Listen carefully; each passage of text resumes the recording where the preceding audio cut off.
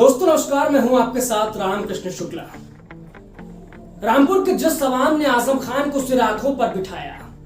रामपुर के जज सवान ने 10 बार विधायक बनाकर आजम खान को विधानसभा भेजा और जज सवान ने रामपुर लोकसभा सीट पर जीत दिलाकर आजम खान को संसद भवन पहुंचाया। आखिर उसी रामपुर ने इस बार आजम खान के साथ बेवफाई क्यों की? आखिर क्यों आजम खान को इस बार रामपुर की आवाम ने सिरे से नकार दिया है विधानसभा उपचुनाव में? आज इन्हीं सब कारणों की हम बात करेंगे और ये जानने की कोशिश करेंगे कि दरअसल यह आजम खान की हार है या फिर बीजेपी की ऐतिहासिक जीत, और आखिर इस जीत हार के मायने दोनों ही लोगों के लिए, फिर चाहे वो योगी आदित्यनाथ के लिए हो, बीजेपी के लिए हो, या फिर समाजवादी खेमे, या फिर बात हो आजम खान की। इस जीत और हार के मायनों की हम इस वीडियो में चर्चा करेंगे। रामपुर में इस साल होने वाला ये तीसरा चुनाव था। सबसे पहले फरवरी मार्च में विधानसभा चुनाव हुए जिसमें आजम खान ने रामपुर सदर विधानसभा सीट पर जीत दर्ज की। इसके बाद उन्होंने लोकसभा सीट रामपुर की छोड़ दी और जहां पर उपचुनाव हुए मई के महीने में।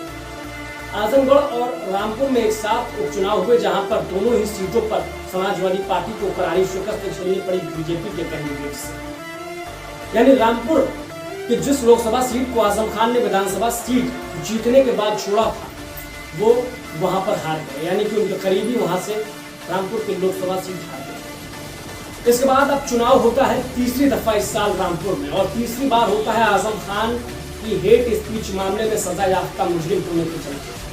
तो जब आसिम रजा यानी आजम खान के करीबी ये चुनाव लड़ रहे थे, तब बीजेपी ने पूरी मशक्कत के साथ रामपुर के मैदान में अपने प्रत्याशी आकाश सक्सेना को उतारा और उनके समर्थन में अपने मुस्लिम नेता हो या फिर मंत्री हो, उनको घर घर जाकर वोट मांगने के लिए कहा। फिर चाहे वो दानिश आजाद अंसारी हो या फिर मुख्तार अब्बास नकवी या फिर उनके जिला अध्यक्ष हो। ये तमाम मुस्लिम नेता लोगों के घर घर जाकर मुस्लिम वोटों को और मुस्लिम वोटर्स को अपने साथ करने की कोशिश कर रहे थे, जिसके चलते आकाश सक्सेना को यहाँ पर जीत मिली, बीजेपी को यहाँ जीत मिली। और पिछले 45-50 सालों से विजय पताका जो लहराते आ रहे थे आजम खान और उनका परिवार, वो यहाँ पर पूरी तरीके से नेस्तनाबूद हो गए। दोस्तों यहाँ पर बहुत दिलचस्प है उस डेटा की बात कर लेना जो रामपुर की आवाम ने चुनाव दर चुनाव यहाँ पर वो वोट प्रतिशत घटता नजर आया। फरवरी मार्च में जब विधानसभा चुनाव हुए तो यहाँ पर 56% लोगों ने पोलिंग बूथ पहुंचकर आजम खान के लिए वोट किया या फिर दूसरे दलों के लिए वोट किया। यानी कुल प्रतिशत मतदान का जो रहा वो 56% रहा इस साल के पहले चुनाव फरवरी मार्च में जो कि हुआ था। इसके बाद दूसरा जो चुनाव होता है रामपुर लोकसभा उपचुनाव पर, वहां पर ये प्रतिशत घटकर वोटिंग प्रतिशत घटकर 41% रह गया। यानी कि मतदाता जो है वो पोलिंग बूथ तक केवल 41% ही पहुंचा, बाकी लोगों ने अपने घर में रहना ही मुनासिब समझा। और तीसरी दफा जो कि अब उपचुनाव हुआ है, वहां पर पोलिंग बूथ पर पहुंचने वाले वोटर्स की संख्या केवल और केवल 33.81% यानी करीब 34% ही रह गई। यानी आप समझिए कि लगातार जो है वो वोटर्स की उदासीनता इस साल रामपुर में हुए चुनाव में हमें साफ नजर आई। रामपुर के इस विधानसभा उपचुनाव में आजम खान के करीबी आसिम रजा को वोट मिले 36%, जबकि उनके विरोधी बीजेपी के कैंडिडेट आकाश सक्सेना वोट पाते हैं 62%। जानकारों का कहना है कि दरअसल इस उपचुनाव में हार की बड़ी वजहों में एक वजह यह भी थी कि जब आजम खान को सजा हुई उसके बाद जो तमाम बातें निकलकर सामने आई, उससे मुस्लिम वोटर्स में एक नए तरीके का यहाँ पर मैसेज गया, जिसके बाद आजम खान के खिलाफ ये तमाम लोग वोटिंग करके नजर आए। और इस वोटिंग प्रतिशत में आपको जानकर ताज्जुब होगा कि मुस्लिम मतदाताओं ने भी आसिम रजा के खिलाफ वोट कर बीजेपी के आकाश सक्सेना को जीत रही है। रामपुर की सदर विधानसभा सीट पर हिंदू वोटर्स की संख्या करीब 1.5 लाख बताई जाती है, जिसमें से करीब 30,000 लोधी समाज के लोग हैं, 22,000 सैनी वोटर्स हैं, 19,000 जाटव हैं, 12,000 यादव हैं, 10,000 वैश्य हैं, 10,000 ही ब्राह्मण वोटर्स भी हैं, 7,000 सिख समुदाय के लोग हैं, 5500 कायस्थ हैं, जबकि 4,000 ठाकुर आबादी यहाँ पर पाई जाती है। इसके अलावा अगर बात करें हम मुस्लिम वोटर्स की, तो इस सीट पर, इस विधानसभा सीट पर पठान वोटर करीब 80,000 है, अंसारी 58,000 है, कुरैशी 17,000 है और तुर्क 12,000 है। तो ये वोटों का गणित था जो कि हिंदू और मुसलमानों के बीच बटा हुआ था। लेकिन दरअसल जब महज 34% वोट ही पड़े तो आप समझ सकते हैं कि ज्यादातर आबादी जो है वो अपने घरों में रहना पसंद करती है बजाय कि पोलिंग बूथ पर जाने की।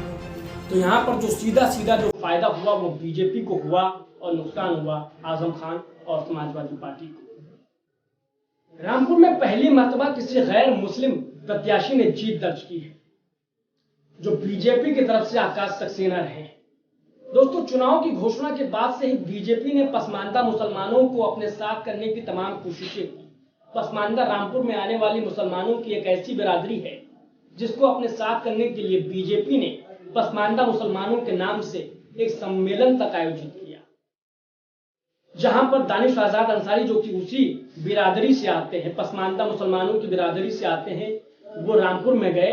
वहां पर सदर विधानसभा सीट पर लोगों से, वोटरों से उन्होंने अपने आप की करीबी बढ़ाई और लोगों से घर घर जाकर वोट मांगे।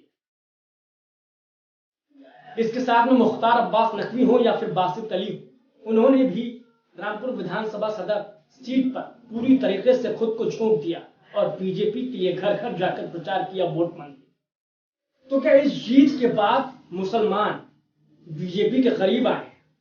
ये सवाल वाजिब सवाल है और इस सवाल का जवाब दरअसल ये है कि उन पोलिंग बूथों पर भी बीजेपी को और आकाश सक्सेना को वोट मिले जिन पोलिंग बूथों पर मुस्लिम वोटर्स की संख्या ज्यादा है, जबकि पहले ऐसा नहीं होता था। ये पहली मर्तबा है जब बीजेपी को मुसलमानों ने भी बढ़ चढ़कर रामपुर में वोट किया है।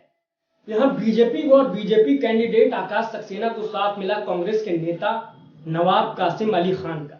कासिम अली खान कांग्रेस से आते हैं और रामपुर की सीट पर चुनाव लड़ते आए हैं और उन्होंने चुनाव में बीजेपी को सपोर्ट करने का ऐलान किया था, जिसके बाद कांग्रेस ने उन्हें 7 सालों के लिए पार्टी से निष्कासित कर दिया था। यकीनी तौर पर उनका साथ भी बीजेपी के लिए फायदेमंद रहा होगा और आकाश सक्सेना की जीत में कासिम अली खान का सपोर्ट भी जरूर माना जाएगा। इसके अलावा बीजेपी की जीत में जो एक फैक्टर अहम रहा वो था दलित वोटर का बीजेपी के साथ आना, क्योंकि मायावती और बसपा चूंकि उपचुनाव में शिरकत नहीं करती हैं, तो सीधे तौर पर जो दलित वोटर था वो यकीनी तौर पर बीजेपी के साथ आया और उसका फायदा बीजेपी को और आकाश सक्सेना को 64% मत प्रतिशत के साथ जीत दर्ज कर यहाँ पर इस उपचुनाव में मिला है।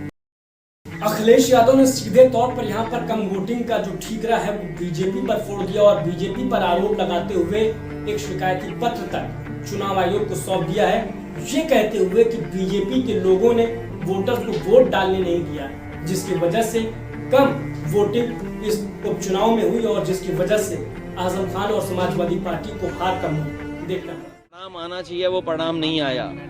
मैनपुरी के साथ साथ अगर रामपुर की भी जीत होती तो समाजवादियों की बड़ी खुशी का वक्त भी होता ये। जहां खतौली में समाजवादी पार्टी और अरवली की जीत हुई है, रामपुर में सरासर बेईमानी हुई है। मुझे याद है जिस दिन जनसभा हमारी और आदरणीय आजम साहब की थी, जगह जगह पुलिस ने रोका लोगों को, प्रशासन पूरी ताकत झोंके हुआ था कि रामपुर में कैसे हार दिलाई जाए समाजवादी पार्टी की। और तमाम वीडियो हैं, तमाम लोग जो पिटे, तमाम लोग जो अपमानित हुए, तमाम लोग जो चोट खाए हैं, वो वीडियोस अवेलेबल हैं। उसके बाद भी इलेक्शन कमीशन ने को जो निर्णय लेना चाहिए था वो नहीं निर्णय लिया। मैं समझता हूँ ये इलेक्शन कमीशन के लिए दुखद बात है। हम लोगों की जीत का और अच्छी खुशी होती कि अगर रामपुर भी साथ जीते होते। अखिलेश जी, जहाँ नेताजी के सिद्धांतों पे हम सबको चलना है, वहीं 2024 तक के लिए हमारे सभी समाजवादी कार्यकर्ताओं के लिए इस चुनाव के परिणाम ने ऊर्जा दी है और नकारात्मक राजनीति का अंत हुआ है।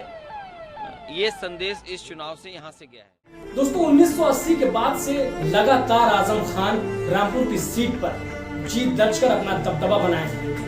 अकेले 1996 में अफरोज अली खान, जो कि कांग्रेस के प्रत्याशी रहे, उन्होंने आजम खान को एक मर्तबा हराया था। इसके अलावा 1980 तक लगातार 2022 तक आजम खान कभी चुनाव नहीं हारे।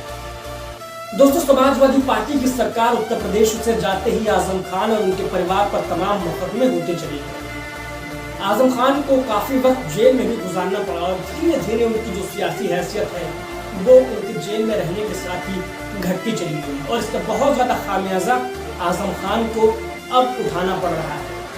पहले हेट स्पीच मामले में आजम खान को सजा मिली, उसके बाद उनकी विधायकी गई और अब उनकी रामपुर की सीट, जो कि उनकी अपनी सीट हुआ करती थी, अपना गढ़ हुआ करता था, वहाँ पर आजम खान के करीबी आसिम रजा का हारना, मतलब आजम खान का हारना, उनके परिवार का हारना, समाजवादी पार्टी का हारना, तो ये तमाम हार जो है वो आजम खान के लिए पचाना आसान नहीं होगा, बड़ी मुश्किल की बात है।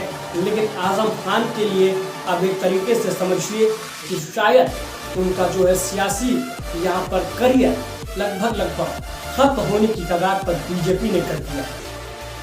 तो फिलहाल दोस्तों, इस वीडियो को आखिर तक देखने के लिए आप सबका तहे दिल से धन्यवाद। और अगर आपने इस वीडियो को अभी तक लाइक नहीं किया है तो लाइक कर दें और सब्सक्राइब अगर इस चैनल को नहीं किया है तो सब्सक्राइब बटन दबा दें, ताकि हम जब भी वीडियो बनाएं तो सबसे पहले वो स्टोरी का नोटिफिकेशन आप तक पहुंचे। नमस्कार।